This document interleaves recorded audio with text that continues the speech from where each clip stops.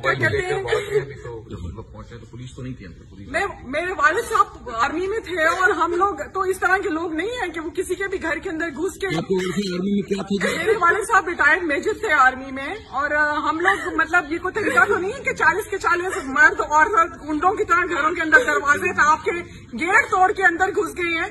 मतलब बाजवा साहब ये हमारी कौम का कुछ सिस्टम नहीं है। कहते हैं कि आप लोग औरतें हैं, हम लोग इसलिए आगे से मुझे कह रहे हैं तुम औरत हो इसलिए मैं तुम्हें छोड़ रहा हूँ, मुझे चंडे मार के तुम्हारा मुंह तोड़ देता हूँ।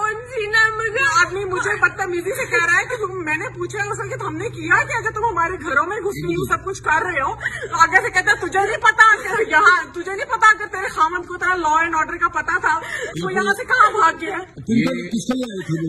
रेहान बिन जावेद साहब को पकड़ने के लिए आए थे, तो उन्होंने आके हम पे बदतमीजी की है, तशद्दुद की है, इतना मुझे मार के पूरे तरीके से मेरी बेटी को पूरे तरीके से थप्पड़ मारा है, इतने बुरे तरीके से उसने फोन किया है।